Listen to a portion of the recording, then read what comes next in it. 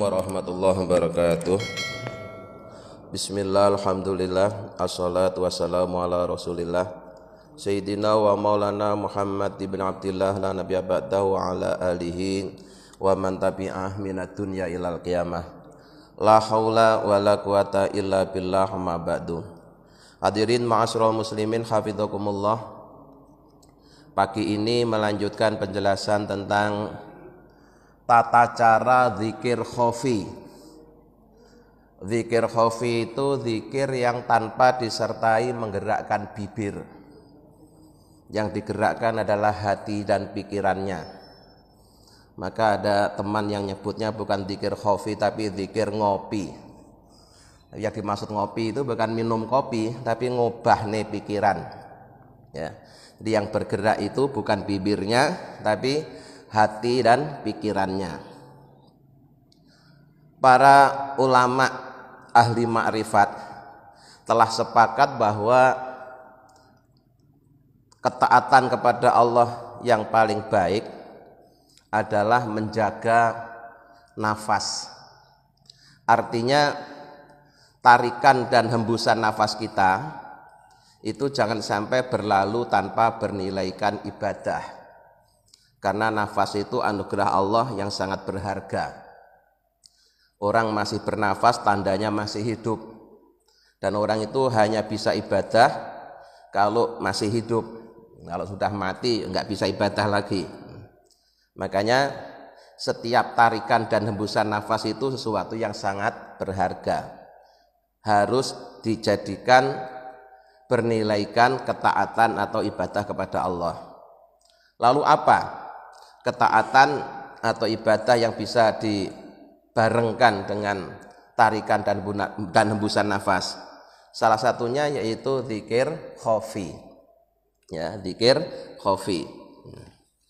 Nah, kalimatnya yang dipakai untuk zikir khofi itu adalah kalimat Allah yang pertama.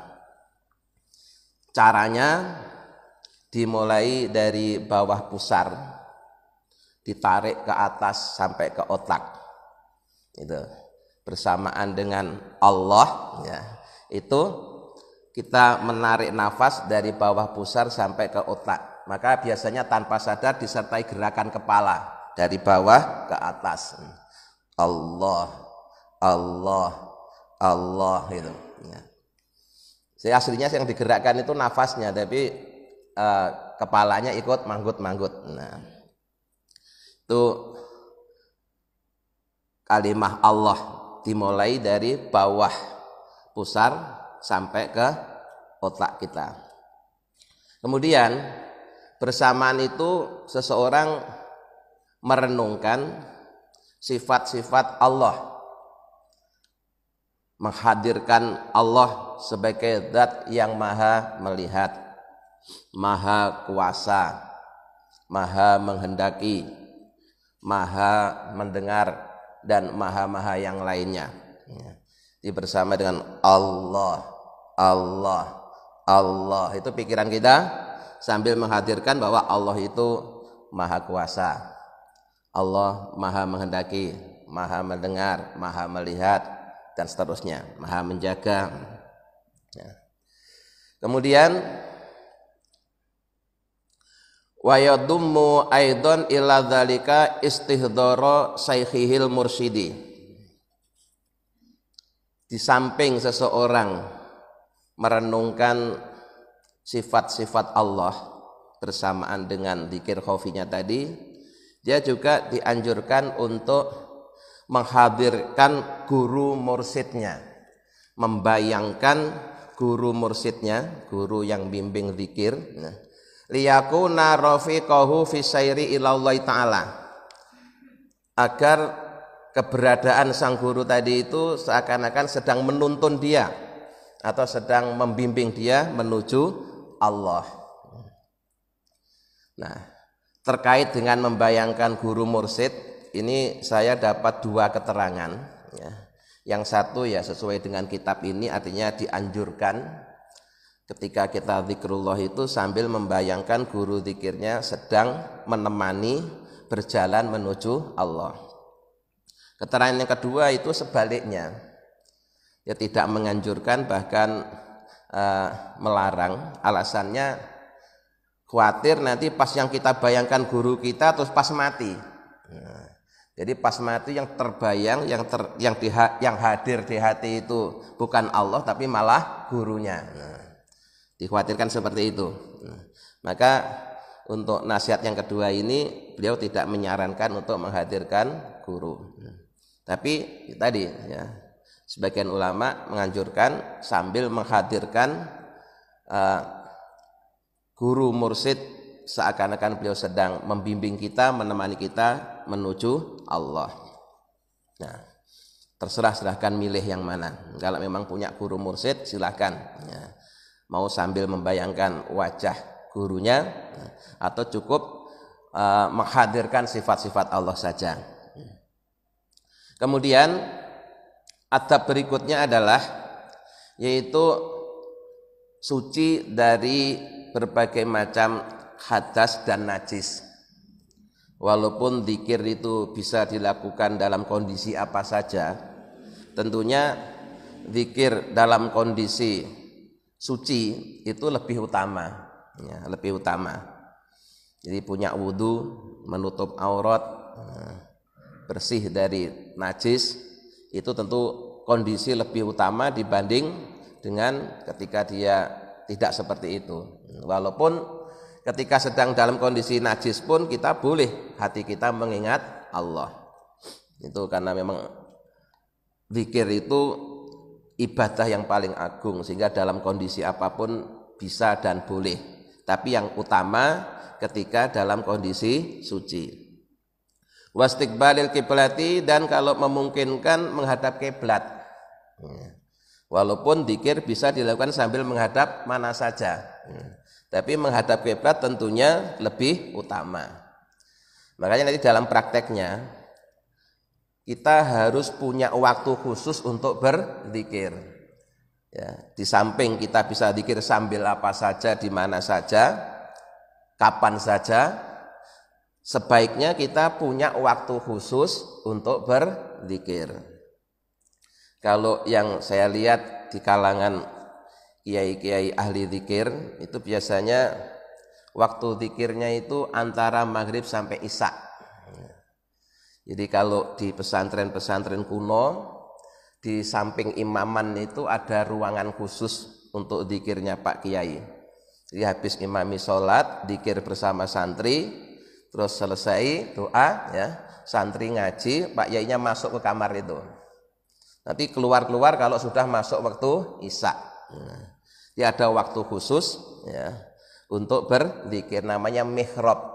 Ya, namanya mihrab. Yang ditiru Ibu Maryam, ibunya Nabi Isa alaihissalam, itu punya mihrab, tempat khusus untuk zikir yang dijaga oleh Nabi Zakaria. Jadi walaupun zikir itu bisa dilakukan menghadap kemana saja, tetapi menghadap kiblat tentunya lebih utama.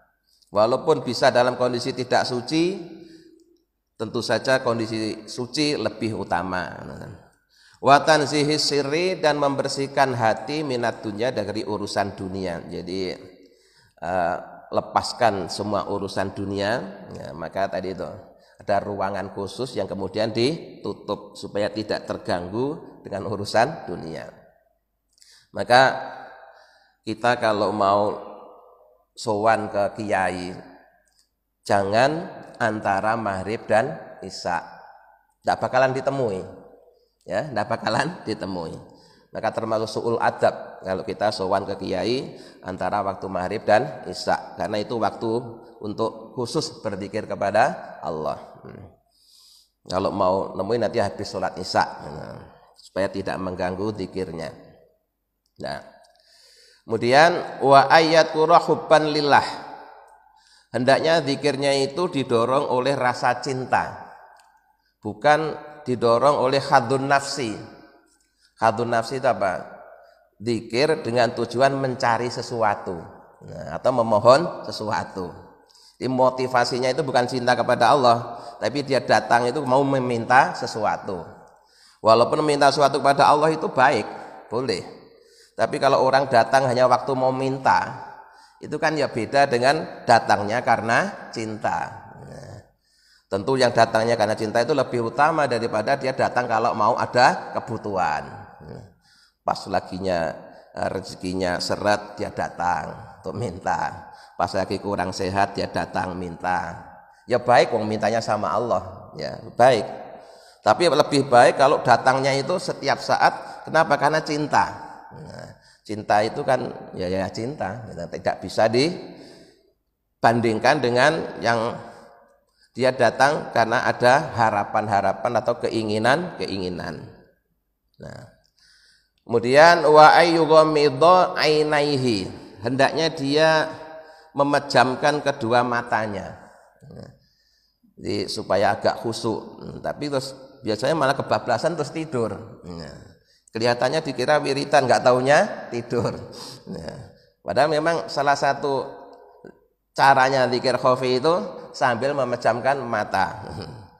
Li'annahu, karena sungguhnya memejamkan mata itu asra'u, lebih cepat fitan wiril qalbi, dalam menerangi hati. Jadi kalau matanya agak dipejamkan, hatinya menjadi terang. Maka biasanya terus lampunya itu dimatikan. Nah, lampunya dimatikan supaya mata kita itu tidak jelalatan lihat macam-macam, ya, bisa konsentrasi, ya, bahkan kalau perlu dipejamkan, supaya bisa konsentrasi hanya menghadap Allah Subhanahu wa taala. Kemudian di samping kalimat Allah yang selalu kita barengkan dengan tarikan dan hembusan nafas, juga bisa menggunakan kalimat la ilaha illallah. Ya. Cuma kalau la ilaha illallah ini gerakan nafasnya beda dengan kalimat Allah. Kalau Allah tadi kan dari bawah ke atas, dari bawah ke atas itu. Nah. Kadzalika yakunu bi dzikri la ilaha illallah. Wa kaifiyatu dzalika ayyuhaqqiqal hamzata min ilaha. Caranya pertama dia harus menegaskan huruf hamzah pada kalimat ilaha. I-nya itu harus jelas. La ilaha. Wa yumita alifahu maddan tabi'iyan. Dan kemudian alifnya dipanjangkan dengan panjang mad tabi'i, yaitu 2 harokat. Au aksara, atau lebih panjang lagi. Wa yaftakhal ha'a, dan menfathah huruf ha, jadi ilaha. Wa yusakinal ha'a, kemudian hak yang kedua disukun. La ilaha illallah. Itu kan haknya terakhir kan disukun. Nah, ini juga salah satu cara. Nah, mungkin nanti kalau mursyidnya lain justru malah haknya itu tidak disukun tapi dibaca dhammah. Jadi la ilaha illallahu. Malah ada yang hu-nya dipanjangkan. Itu punya rahasia tersendiri. Tapi kalau saya tidak diajari yang seperti itu. Nah, saya diajari yang haknya disukun. Jadi la ilaha illallah. Ya, hak yang terakhir itu disukun, dimatikan. Ya, di wa ayyabta'a bila minal jihatil yumna wa yarji'a bi ilaha ila jihati sodrihi. Nah, ini gerakannya. Kalau Allahu tadi itu dari bawah ke atas, kali ini ya, ketika kita memulai kalimat la, itu dimulai dari arah kanan. Ya, arah kanan, kemudian pas ilaha di tengah, dari kanan ke tengah dada kita. Terus wabil illallah ke arah hati, yaitu sebelah kiri. Maka gerakannya seperti orang dari kanan ke kiri, dari kanan ke kiri, goyang-goyang kanan kiri. Nah, kalau tadi yang Allahu kan dari atas dari bawah ke atas. Nah, jadi gerakan-gerakan tubuh yang tanpa disadari dalam zikir itu ada ilmunya. Ya. Aslinya sebenarnya yang digerakkan itu adalah tarikan nafasnya, tapi kemudian terus kepalanya ikut bergerak. Nah, jadi dari bawah pusar ke atas Allahu. Kalau ini la ilaha illallah, la ilaha illallah. Nah, Kanan, tengah, kiri, kanan, tengah, kiri, kanan, tengah, kiri gitu. Terus nanti intonasinya ya, biasanya mula-mula itu pelan ya, lemah, terus cepet, terus sampai itu pelan lagi gitu ya. Itu ada anunya semua ya. Ada ilmunya semua, bukan sekedar gaya-gayaan, tidak ya.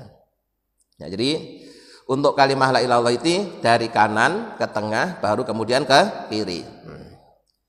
Wa yatribal qalba, dan hendaknya orang itu memukul hatinya biqauli illallah. Jadi pas illallah itu seakan dipukulkan gitu. Di dada sebelah kiri, di 3 jari di bawah puting susu kita. Ya. Jadi 3 jari di bawah puting susu kita yang sebelah kiri, itulah tempatnya hati kita. Di kalimat illallah, illallah, illallah itu pas dipukulkan di situ. Dorban qawiyan, dengan pukulan yang kuat. Nanti bukan dipukul pakai tangan, ya cukup tadi itu. Seakan pas itu la ilaha illallah, la ilaha illallah. Jadi yang gerak jadi mukanya. Nah, ada hasilnya ngikuti nafas gitu. Ya, jadi kanan ke tengah terus ke kiri. Dipukulkan. Litanzila agar hilang ya. Litanzila agar menghilangkan apa? Al jalalatu kalimat Allah alal qalbi, pada hati. Bukan menghilangkan ya. Litanzila akan menempati apa jalalatu kalimat Allah alal qalbi atas hati, fatah roku, maka akan terbakar apa sairul khawatiri, segala lintasan hati, arrodiati, yang buruk. Nah, jadi karena hatinya dihantam dengan kalimat illallah, illallah, illallah gitu, itu akhirnya lintasan-lintasan buruk yang dalam hati itu akan hilang, terbakar dengan kalimat jalalah. Kalimat jalalah itu kalimat Allah itu. Ya, itu caranya begitu. La ilaha illallah, la ilaha illallah. Makanya kayak rumput bergoyang. Nah, kayak rumput bergoyang dari kanan, tengah, kiri, kanan, tengah, kiri. Nah, ini latihan. Bisanya karena latihan. Silahkan latihan sendiri. Latihan sendiri. Cari waktu yang tepat, latihan sendiri. Nanti lama-lama kalau udah terampil itu udah otomatis lah. Ya. Kalau udah terampil udah otomatis. Kayak lafaz Allahu, Allahu yang dibarengkan dengan nafas tadi itu, kalau sudah terampil ya otomatis. Sehingga Bapak ketika jalan, ketika aktivitas apa saja, itu nafasnya otomatis selalu bersamaan dengan kalimat Allah. Sehingga sewaktu-waktu nafas itu berhenti dalam keadaan menyebut atau mengingat Allah. Itu yang disebut dengan husnul khotimah. Maka yang punya kebiasaan kalau kaget ngucap latah ya, kalau kaget ngucapin kalimat-kalimat yang buruk itu harus dihindari. Ya, harus dihindari. Dan ini memang itu salah satu ngujinya, apakah zikir kita ini sudah meresap dalam hati kita atau belum, itu ya saat kita kaget. Pas lagi jalan kemudian kaget, itu yang spontan keluar di mulut kita apa? Nah, apakah misuh atau mencaci maki atau dzikrullah? Itu caranya nguji seperti itu. Karena nanti datangnya Israel itu mengagetkan. Nah, pas kita kedatangan Israel, selama ini belum kenal, baru ketemu langsung Allah, kagetnya Allah, begitu kan? Atau la ilaha illallah. Coba kalau yang lain, nanti yang lain. Nah, makanya yang biasa latah harus diganti dengan dzikrullah.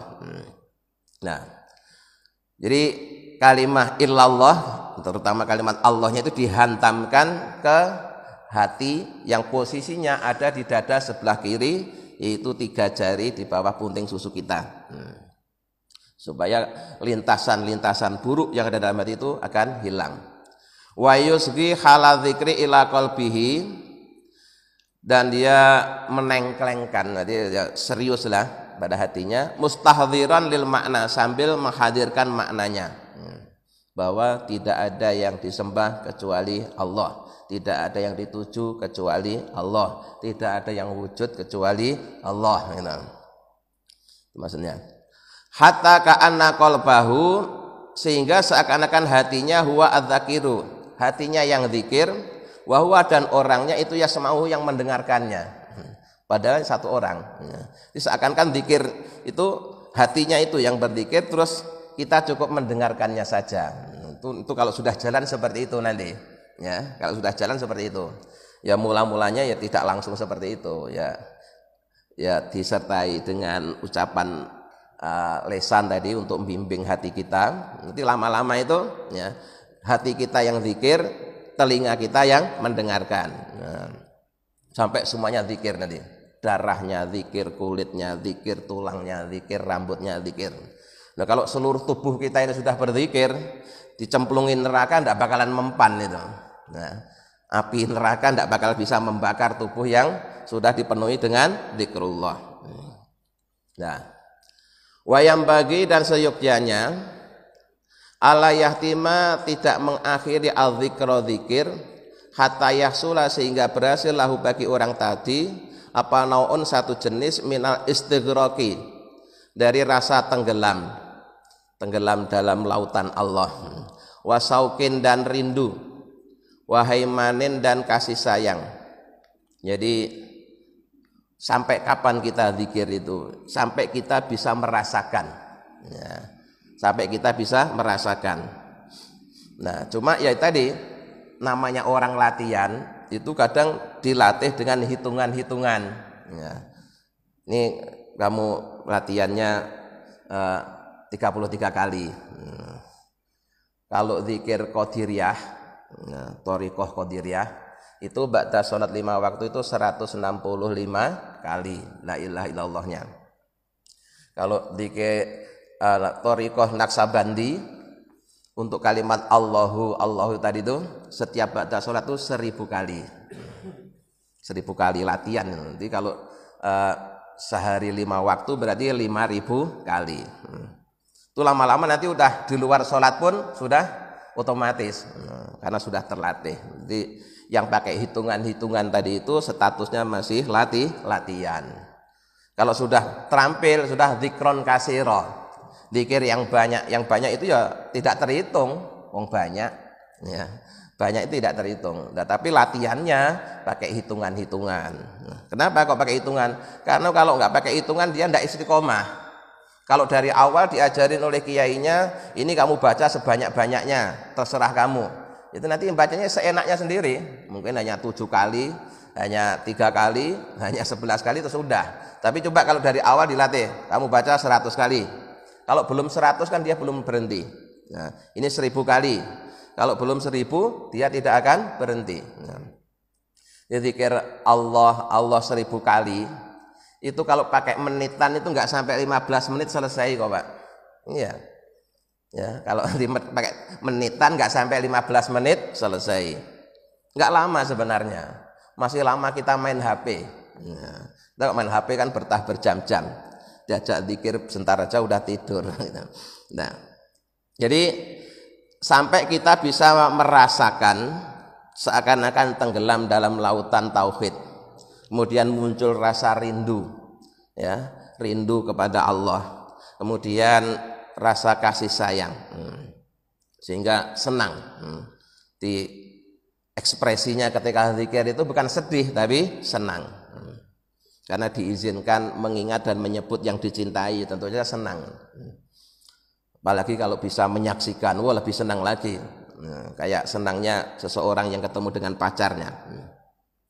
Summa idza khatama, kemudian kalau dia sudah mengakhiri, sakata, maka hendaklah dia diam. Tidak langsung aktivitas tapi diam dulu sejenak. Wasakana dan tenang. Wastahdara dan menghadirkan al-dzikra, zikir bi ijraihi dengan menjalankan ala qalbi pada hatinya. Mutarakkiban sambil orang yang menunggu, ya. Liwariti zikri pada hasil dari zikir. Jadi setelah selesai diam sejenak, dirasakan apa yang didapat setelah dia melakukan zikir. Karena biasanya Allah selalu memberikan anugerah, ya, pada istilahnya kalau dalam bahasa tasawuf itu memberikan warid kepada orang yang wirid. Nah, setiap wirid akan mendatangkan warid. Nah itu waridnya beda-beda, setiap orang itu beda-beda, tidak harus sama. Maka setelah selesai jangan langsung kabur, ya. Diam, tenang dulu, rasakan, resapi, terus apa kira-kira yang didapat setelah zikir itu. Fala'alahu yaritu alaihi waridun. Mudah-mudahan dengan tenang dan diam itu kemudian dia mendapatkan warid anugerah dari Allah, walaupun itu film hatin hanya sejenak, ya. Walaupun sejenak sudah lumayan, ya, tidak harus lama. Didapat ini sirul khususiyah, ya. Di sirul khususiyah itu tidak mesti lama, Pak, dan kalau lama-lama kadang orang tidak kuat, ya, maka hanya sebentar, sejenak, ya, beda-beda, ya, beda-beda. Faya'muruhu bima lam ta'muruhul mujahadatu salasina sanatan. Bisa jadi ketika seorang melakukan yang seperti itu, jadi habis zikir enggak langsung melakukan aktivitas yang lain, tapi tenang dulu, diam dulu, merasakan apa yang didapat setelah zikir itu.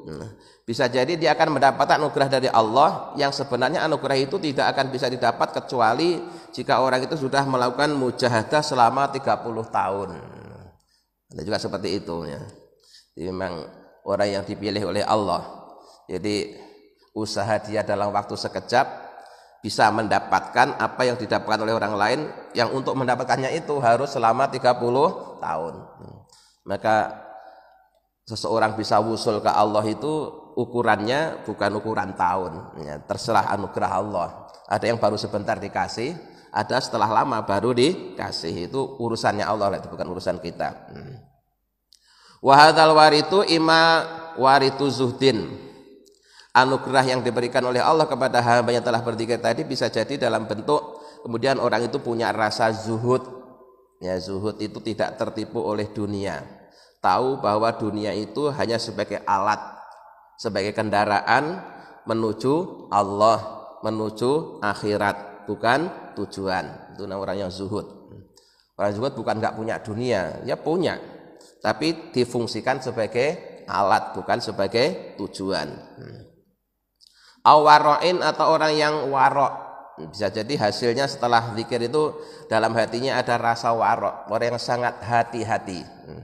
Jangankan terhadap yang haram, ya, yang subhat pun dihindari, bahkan yang halal pun tidak berani berlebih-lebihan. Itu warok. Au tahammuli adzan, atau orang itu punya kemampuan menahan derita. Nah, menahan derita, menahan kekecewaan itu satu amalan yang sangat utama. Kenapa? Tidak semua orang mampu. Nah, makanya ini minuman, ya, minuman yang paling Allah suka itu menelan kekecewaan, menelan kekecewaan.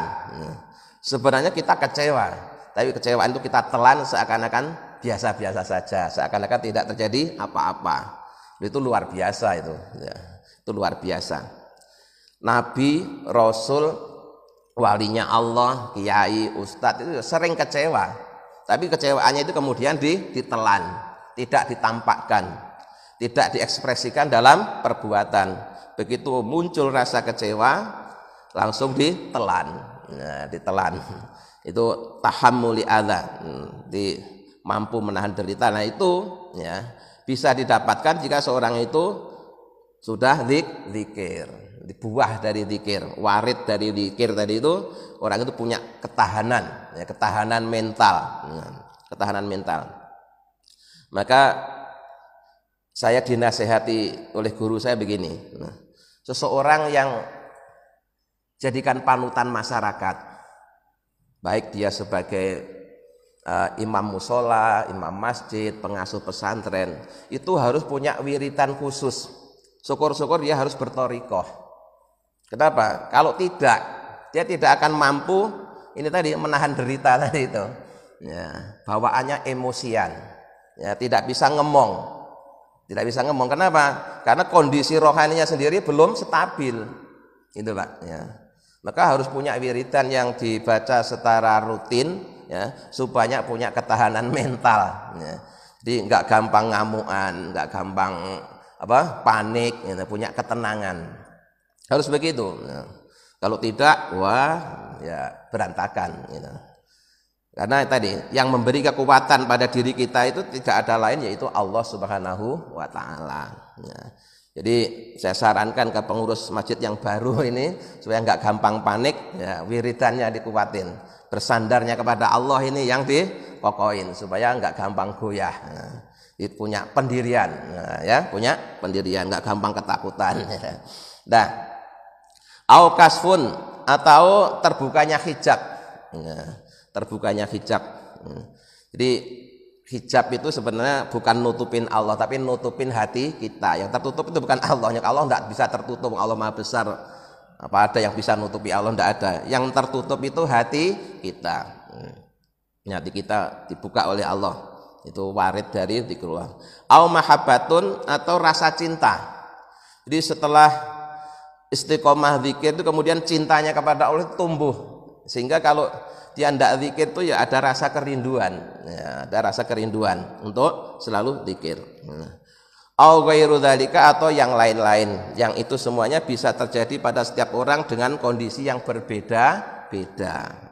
Zikirnya sama, durasinya sama, tapi yang didapatkan bisa beda-beda. Ya kayak kita sholat subuh ini kan rakaatnya sama, waktunya sama karena berjamaah, tapi yang dirasakan bisa jadi beda-beda. Tingkat kekhusyuannya juga beda-beda. Dan memang seperti itu, setiap orang menempati makomnya sendiri-sendiri. Nah, berikutnya lagi. Wayam bagi dan seyogyanya ala yasriba, hendaknya orang tidak buru-buru minum al-ma'a air akibahu sesudah zikir, au asna'ahu atau di tengah-tengah zikir. Nah, ini yang kebiasaan buruk kita. Karena memang bawaan zikir itu memang haus, Pak, haus. Kadang malah zikir sambil nyediainin aqua di depannya. Nah, ini yang tidak bisa mendapatkan warid. Ya, jadi tuntunannya habis zikir itu tidak boleh langsung minum. Apalagi di tengah-tengah zikir. Sudah zikir aja tidak boleh. Li'ana zikri, karena pada zikir hararotan ada rasa panas yang menjadikan haus tadi itu, ya. Yang panas itu tajlibul anwaru akan menarik cahaya, wa tajaliyati dan penampakan tentang cahaya sifat Allah, ya. Di sirul khususiyah kemarin, ya. Wal waridati dan anugerah-anugerah yang lain. Jadi sementara wasurbul ma'i, sedangkan minum air itu yutfi'u, memadamkan tilkal hararota, pada panas tersebut. Di bawaannya orang zikir itu memang kemudian ya, terasa haus karena memang terus panas, ya kayak mesin, ya. Mesin kalau diaktifkan kan panas. Nah, begitu sudah dimatikan jangan langsung disiram air, nanti mesinnya rusak, ya. Didiamkan dulu. Nah, kita ini ya tadi karena memang ya belum belajar tekniknya, ya. Rata-rata habis wiridan, habis baca Quran terus langsung minum. Kalau perlu sambil baca sudah di sampingnya disediain minum. Ya itu. Jadi ternyata cara seperti itu tidak dianjurkan. Jadi anjurannya kalau mau minum nunggu dulu. Nanti kalau sudah benar-benar mesinnya dingin baru minum. Jangan mesin masih panas langsung disiram air. Ya rusak lah. Nah, jadi hati yang dipakai berzikir tadi memang akan terasa panas, ya. Setelah panas kemudian akan dengan panas itu punya energi menarik nurullah, menarik cahaya-cahaya kebesaran Allah. Nah, kemudian kalau hati itu langsung dipadamkan dengan minum, dengan air, akhirnya ya langsung ya berhenti. Terus berapa menit ini? Wa qalluhu, paling sedikitnya ayasbiro, hendaknya orang sabar untuk tidak buru-buru minum, nahwa saatin, ya sekitar 1 jam. Kita tidak betah itu, kita tidak betah. Biasanya habis zikir kan langsung minum karena yang bawaannya haus. Nah, falakiyatin artinya 1 jam. Wa kullama kana aksara kana asana, bahkan kalau lebih lama dari itu malah lebih utama. Nah, lebih lama dari itu lebih utama. Jadi habis zikir usahakan jangan buru-buru minum. Ya tunggu sebentar lah. Sebentarnya berapa? Kalau bisa 1 jam atau bahkan lebih. Kalau tidak bisa ya setengah jam. Tidak bisa 15 menit. Bikin aturan sendiri. Nah, udah itu tadi tuntunan berdasarkan pengalaman para ulama ahli zikir, supaya zikir kita ini meninggalkan bekas positif dalam diri kita. Tidak hanya sibuk di lesannya, tapi benar-benar sampai membekas dalam hati kita, sehingga kita punya ketahanan mental, ya, ketahanan, tidak gampang panik, tidak gampang goyah, punya teguh pendirian gitu.